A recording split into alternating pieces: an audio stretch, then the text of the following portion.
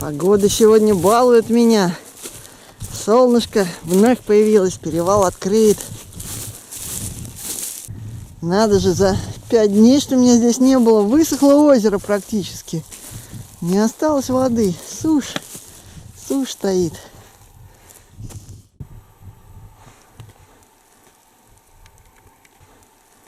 Вот я снова спускаюсь в приток, в ручей Улахан Диктенде. Но мне что-то не хочется по каньону идти. Попробую, я сегодня такая хорошая погода, попробую пройти верхами. Там вершина вот за вот этим попырем. Там дальше 1836. Если удастся, поднимусь и дальше пройду. Возвращаться другим путем всегда приятнее и интересней. Тем более не спускаться в этот ревущий каньон. Вот здесь у меня есть выбор. Либо идти вон по гребню до горы. Там стоит тригопункт. 1836 метров. Вот не самый большой пупырь получается. Вон он стоит. А потом дальше идти по неизвестно каким гребням. Там в одном месте по карте круто. Возвращаться так в лагерь. Там я оставила вещи основные. Либо идти уже хоженым путем, вот спуститься, пересечь этот приток, который здесь еще в таком проходимом каньоне, и идти туда вниз, тем же путем возвращаться. Пока подъем нормальный, не очень сложный. Тут по пологому гребню идти просто шикарно. Вот только бывают участки крутой осыпи местами, но здорово. Здорово все-таки ходить по гребням. Вон уже виды открываются далекие-далекие.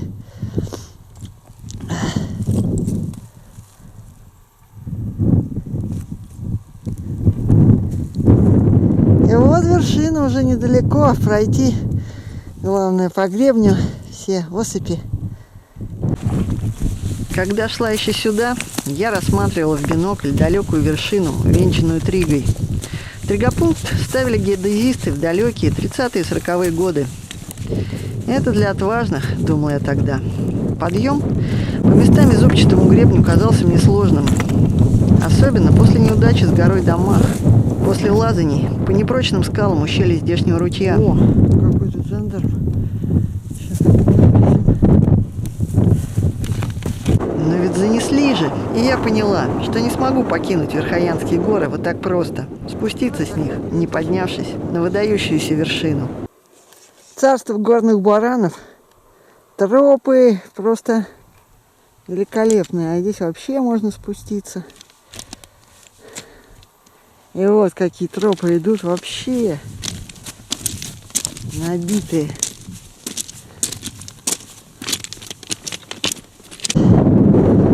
Один скальный пупырь, траверса влезла.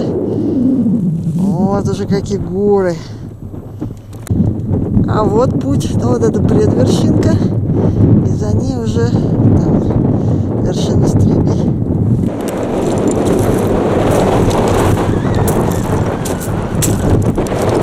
Последний взлет.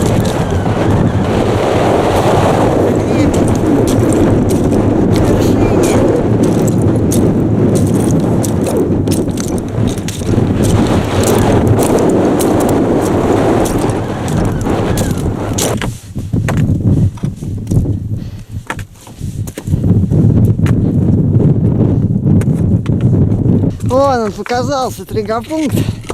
Ура! Удалось, значит, дойти. Вот тут вот сейчас пересечь только вот этот вот крутой участок. Аккуратно на спуске. Ничего, тут чуть-чуть всего. Здесь бревна валяются. От старого, может быть, тригопункта. А там он уже новый. Ох, красоты! Открывается мне вдаль.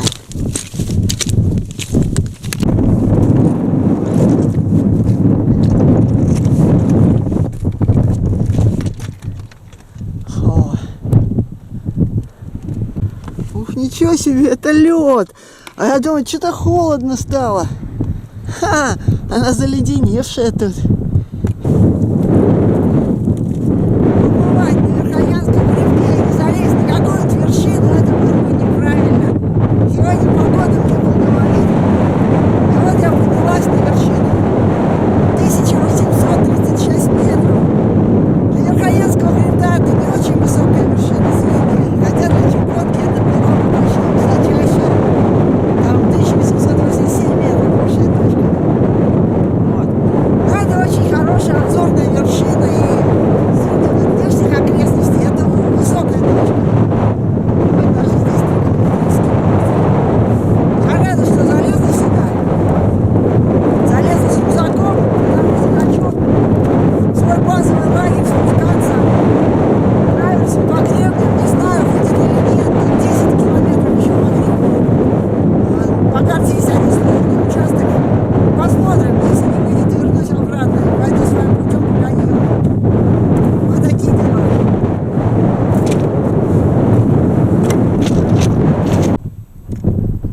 Да, только глядя сверху, понимаешь, какая-то действительно горная страна, Верхоянский хребет.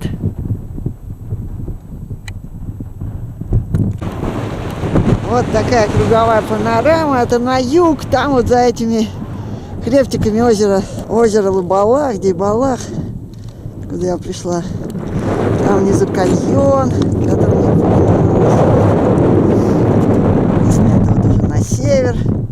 Где-то там моя река, по которой я сплавляюсь с Балох-Маян.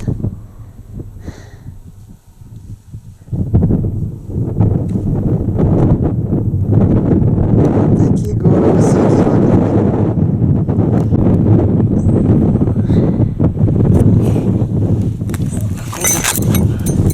Ух, какой! Ничего себе гвоздик! Да, это центральная часть Верхоянского хребта, Арулган. Здесь расположены самые высокие горы Верхояне с абсолютными отметками от 1700 и до 2004-9000 метров над уровнем моря. Долины рек действительно так глубоко врезаны в хребет, что их сверху и не видать. Много каньонов тут.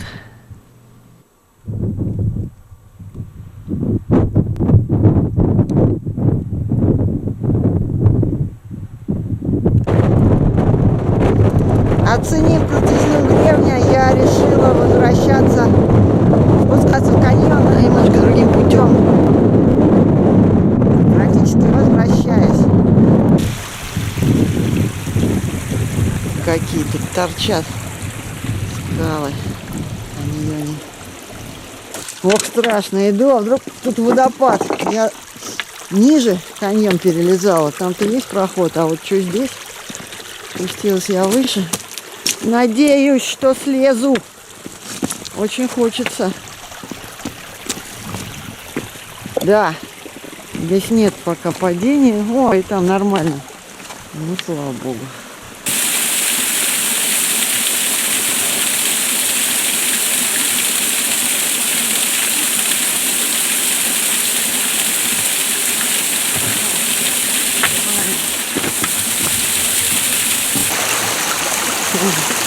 Хороший водопадик. С любой стороны можно обойти.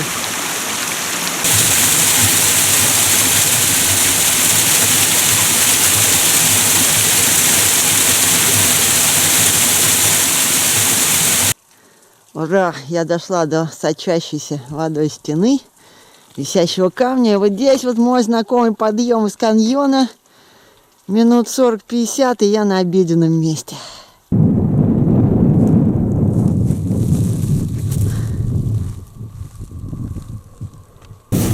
Вот, первое деревце уже. Хорошо. Камни только, полосы камней немножко мешают. Не то, что мешают, уже ноги на камнях не держатся. А по полосам лишайник хорошо. 40-50 минут, конечно, брякнул оптимистически. Вот там внизу уже знакомое мне место, где я ночевала. Спускаюсь уже наконец-то. В мой глубокий каньон пришло солнышко. Я отправляюсь обратно в свой лагерь, где оставила лодку. Сейчас я на высоте 1000 метров. Вчера была на 1834 метра. И спуститься мне почти до 400 метров по каньону, по ручью вниз. Километров 14 до лагеря моего. Надеюсь, сегодня дойду.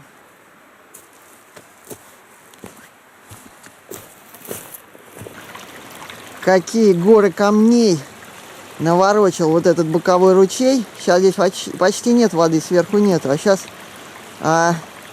весной, когда все таяло, вот какие тут горы глыб. А вот и мой каньон, по которому буду спускаться.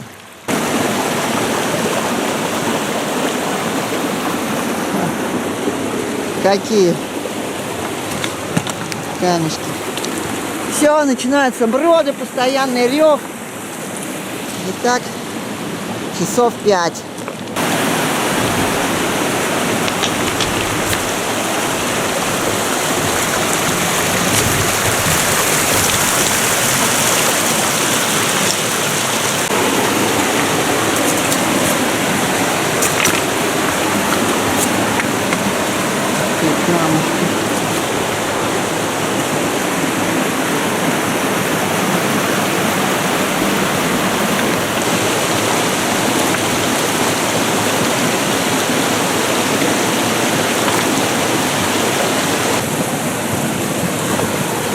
Вот еще мостовая.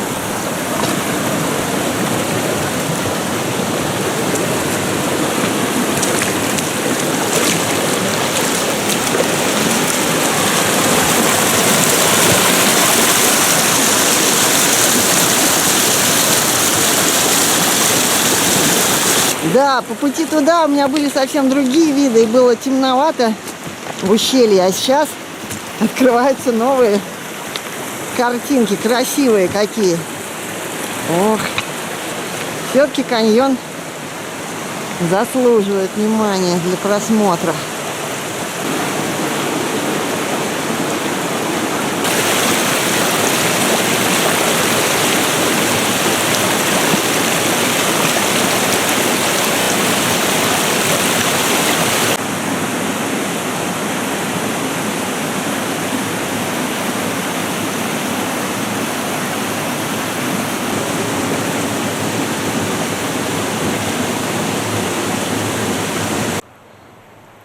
Обхожу водопад по лесной полочке, заросшей ягелем. Ох, здесь здорово. И тропа идет звериная. Ресничка тут поспела. Багульничком пахнет, ой, красотища.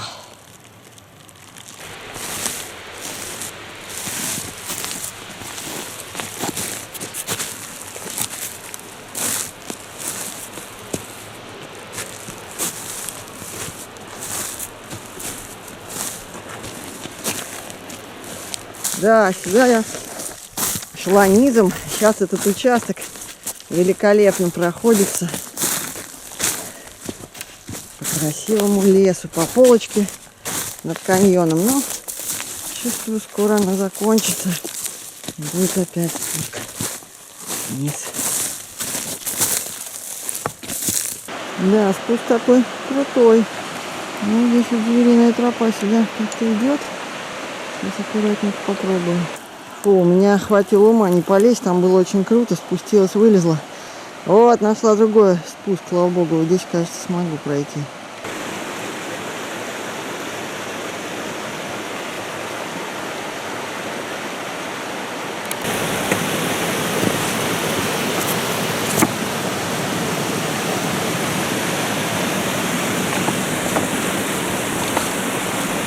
Возвратилась к ручью как к родному. Теперь уже шум его мне не мешает. Это единственная моя дорога, по которой я могу вернуться домой. 1,5 километра, иду уже где-то час 15, если не больше. Река петляет, везде стенки, все никак не впадет на приток, ориентир.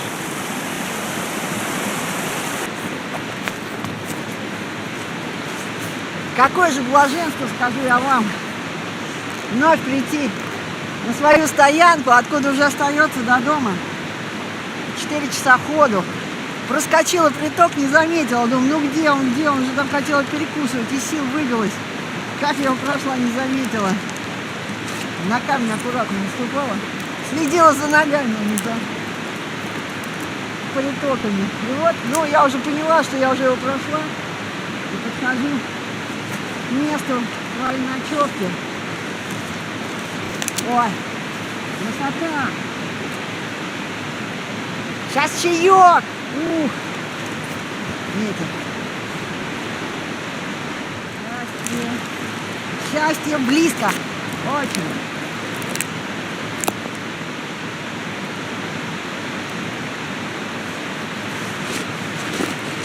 Даже не сильно залилась. Думала, будет не нормально в этот раз. Это дальше будет глубже. О, счастье! Ура! Кажется, конец ущелью.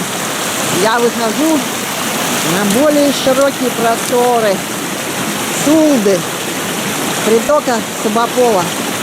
Итак, из узкого ревущего ущелья я вышла на широкие солнечные просторы. Вы не представляете, какое это счастье оказаться здесь.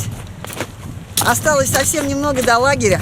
Я надеюсь, что хозяин не съел мои продукты, которые висят на дереве, не порвал лодку. В общем, здесь тепло, благодать наступила. Я спустилась больше, чем с 1000 метров, почти уже до 400. И здесь просто веет теплом.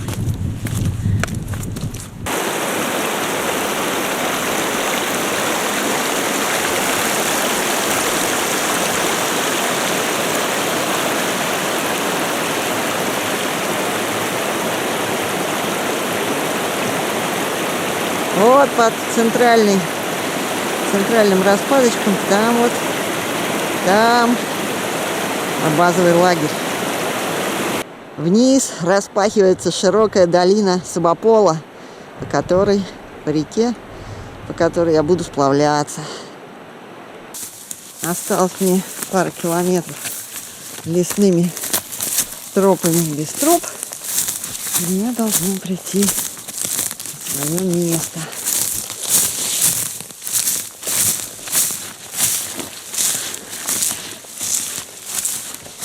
По глубокому мху и лишайнику ломиться непросто, но это красиво. Здесь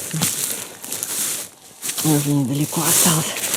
А ниже просто лиственничный лес пойдет такой на твердой основе. Легче будет. Вверху карликовая березка уже начала буреть, а здесь еще пока красненькая. Здесь не так холодно, видите.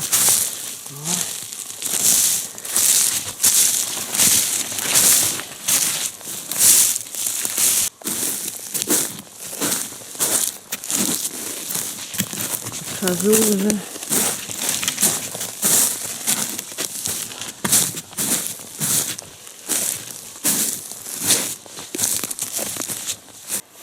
Прям клумба красной ивы здесь в лесу. Все, вот уже показалась тут протока, набитая тропа вдоль нее. Очень волнительный момент. Неделю меня здесь не было. Все ли на месте, не знаю. Сейчас все решится. Все выяснится. О, кажется, все на месте. Да. Лодка лежит. Мешки висят. Ура! Сейчас еще посмотрим, не погрызена ли лодка. Я внизу засыну. Не, вообще никто не трогал. Все на месте. Ура! Фу! Вот оно мое местечко. Я здесь пилку оставляла. Кострища. Фу, слава богу, как тут все пожелтело, изменилось. Я даже не сразу узнала, как бы это место. Ой, припозднилась. Жарю сердце барана. Уже не то что в темноте, но уже так немножко фонарем. Ой, оно такое мягкое. О, ну у меня будет царское блюдо. Спасибо Федору. Ой. С рисом.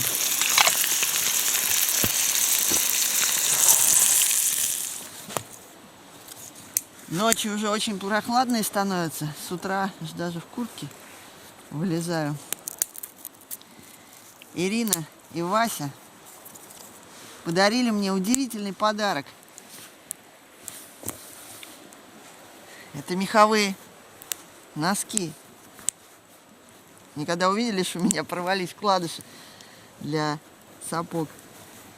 Это такой ценный подарок вообще. Это Ирина сама вырастила оленя, выделала шкуру и сшила вот такие вот чужи, ну, носки меховые. Очень, ну не то что ценный, а просто бесценный подарок. Вот так вот.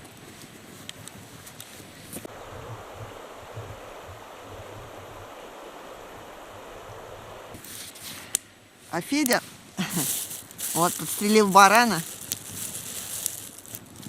Это сердце барана. Ну, половину я уже съела вчера. Сейчас буду доедать. Так что у меня еще есть мясо барана. Там еще мясо. В общем, буду здесь отдыхать перед сплавом целый день.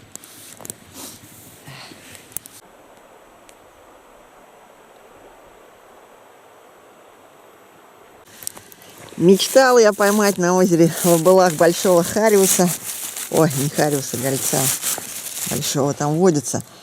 Но Баянай не дал мне эту добычу, потому что, в общем-то, у нас и так это было на нашем озере Дейбалах.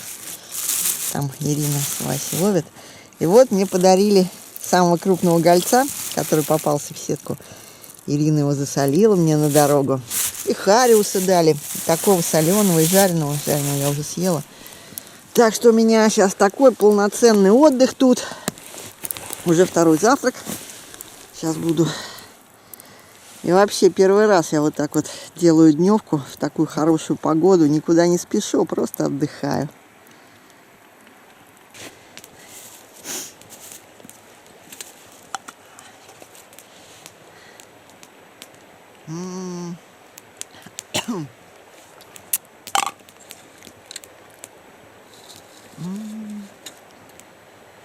Завтра 1 сентября, осень начинается.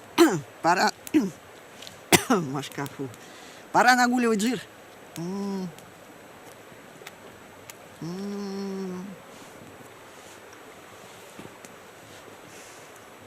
Отправилась тут недалеко от лагеря. Собираем бруснику.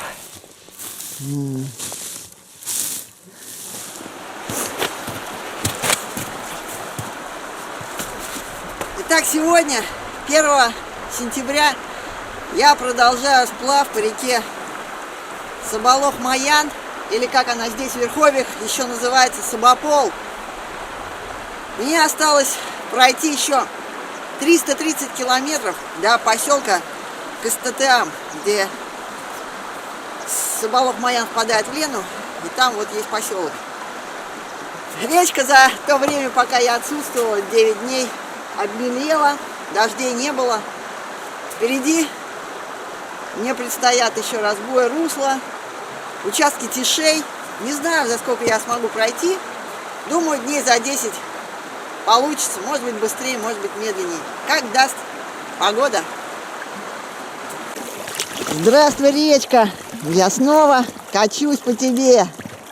О, как это здорово. С высоких гор Верхоянского хребта начинает свой разбег река. Но крутые горочки с камнями еще встречаются. Быстротоки, конечно, еще будут. И это здорово. Но лодка уже практически не плещет. Можно обойти все валы.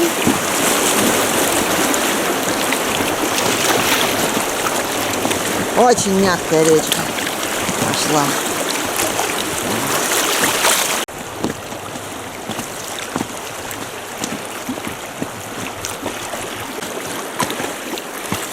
Горы еще впереди будут. Какие высокие берега. Когда речка идет единым руслом, это очень здорово. Здорово вот так вот просто плыть, без всяких ужасов, наслаждаться видами. Речка начала делиться на протоки мелководные. Вот заходишь в такую, бывает, под кусты тащит, но легко по такой не сильной струе обойти прижим. Вот они, разбой русла. Снова начались мели.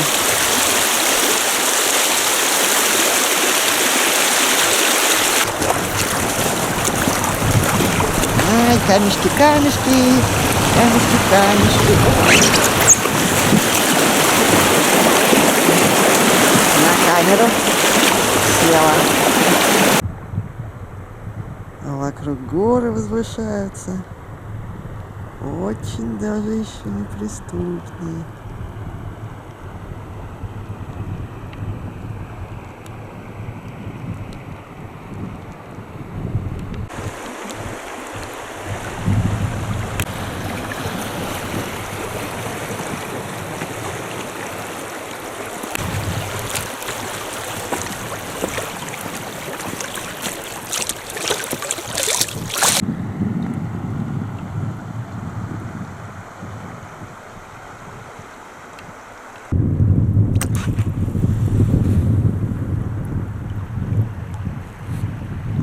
Величественная картина гор вокруг.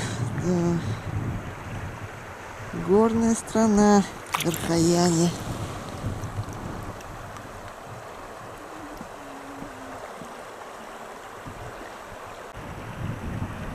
Там тригопункт стоит 1700 с лишним метров. Скалы.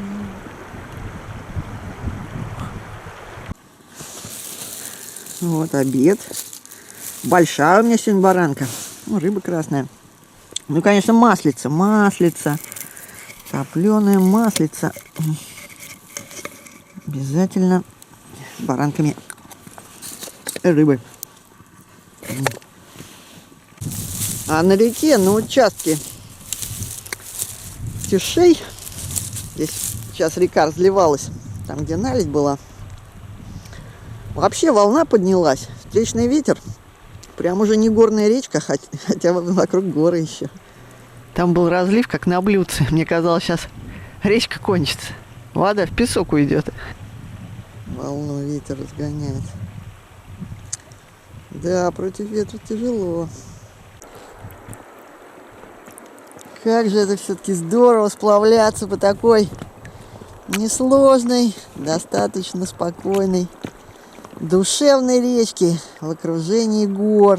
Ой, и погода, ой-ой-ой, отличная.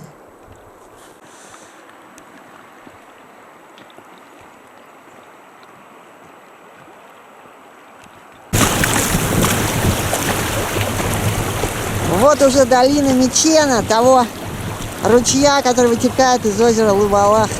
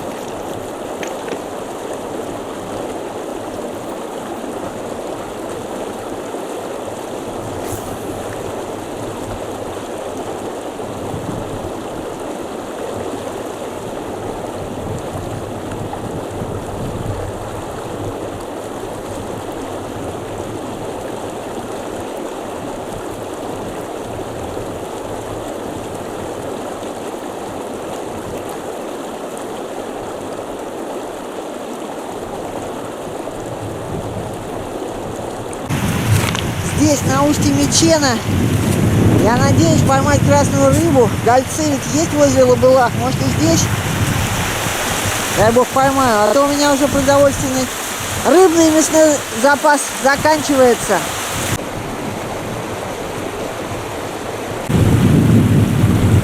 Вот здесь под струю кидаю, что-то пока ничего не берет.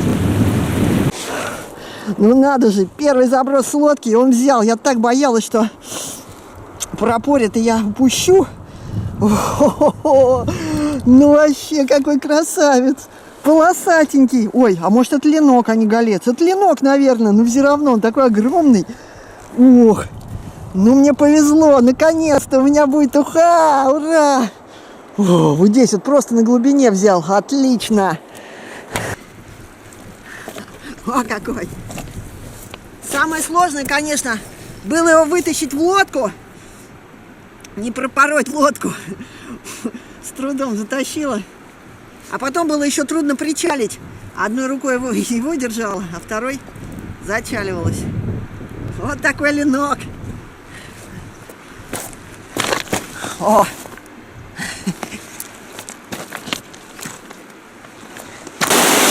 Нет, есть еще мелики на речке. Опять грохочет перекат. Опять его не пройти просто так. Снова на протоке речка разбилась. Остановилась в потрясающе красивом месте. В лиственничном лесу, на коренном берегу. С видом на горы. Правда, сегодня ночью вот пошел маленький дождичек. Но он такой местного значения, из местных. Конденсировавшейся влаги. Это не то, что откуда-то нанесло. Чуть только примочил мох.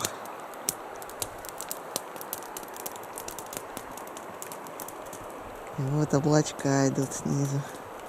Ну, солнышко уже пробивается. Я даже рюкзак оставил сушить. Ну, так чуть-чуть подмок за ночь. Не сильно. Вот такой лесок. Здесь тропа идет. Медвежья. Ну, не медвежья, звериная. Ну, медведи наверняка ходят. Очень хорошая, набитая. Ну, у меня вокруг все вещи висят. Никто меня не тревожил ночью. Просто картинка. Вот тянет облачко снизу.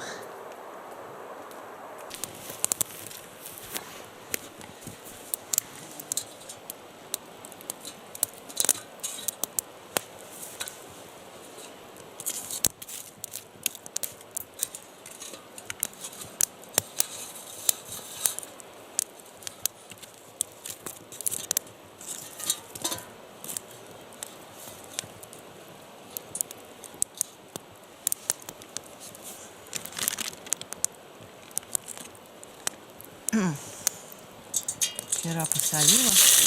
Ой, очистила.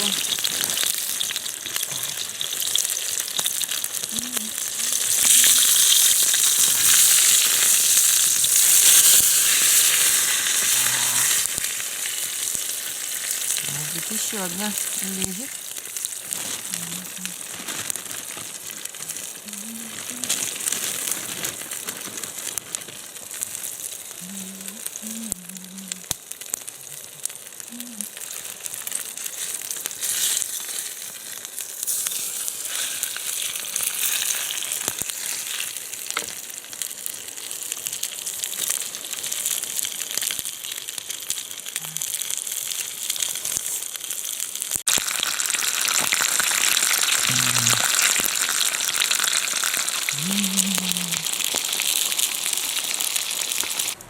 Попробую, что получилось. Ой, ленка. Давно я не ела.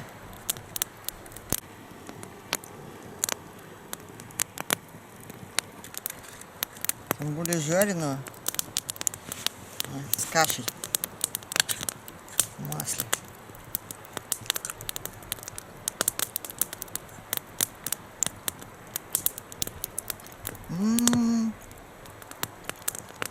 Объединю.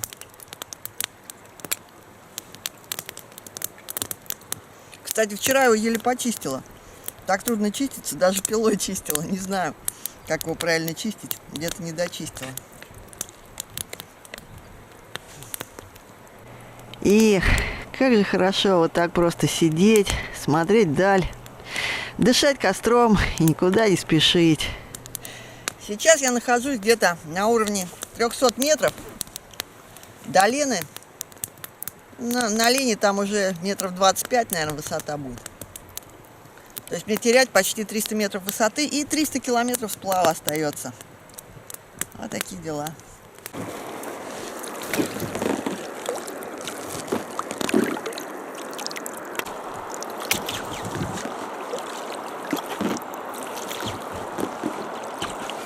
Красотища. Эх, прощайте, высокие горы. Нет, еще будут, конечно, но не такие уже.